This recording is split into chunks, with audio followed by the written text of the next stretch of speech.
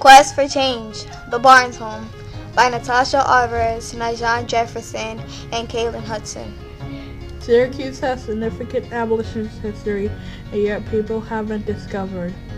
The city played an important role in the reform movement in the 1850s. Syracuse was even known as the Great Central Depot on the Underground Railroad. Many significant historical figures gathered at the Barnes Home, including John Wilkinson, Jermaine Logan, and Frank Hitchcock. The Barnes Home is located at 930 James Street. This historical site was originally built in 1851. It was finished building in 1853 by George Barnes, who were ardent abolitionists. It was also the first home built on James Street and the only grand mansion left in Syracuse, New York.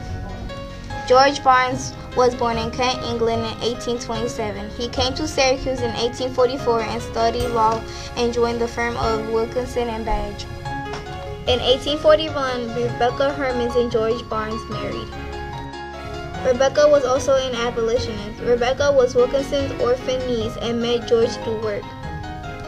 In 1841, Barnes joined the law firm of Cedric and Andrews.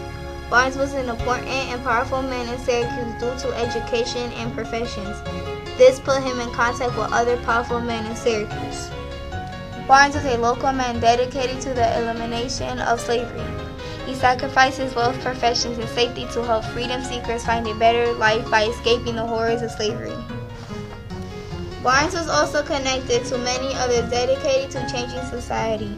These men and women did not agree with the ways things were in the U.S. and were dedicated to change this through action. George Barnes, James Barnes, and John Wilkinson were involved in a local abolitionist movement. The abolitionist movement they were involved in is that they can bail money for those indicated as a result of the Jerry Rescue. George Barnes also signed a bill 2,000 each, a group of 3 white men. Barnes signed a bill 4,000 for William Thompson, an African American. Cedric served as a legal counsel.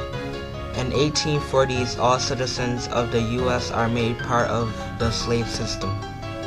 In addition, any person aiding a runaway slave providing food or shelter was subject to 6 months in prison and $1,000 fine. Officers who captured a fugitive slave entitled to a bonus or promotion of their work.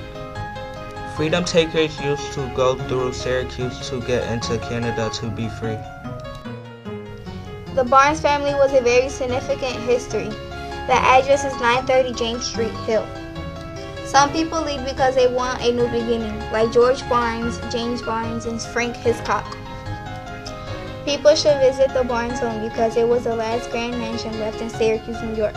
It's also a museum.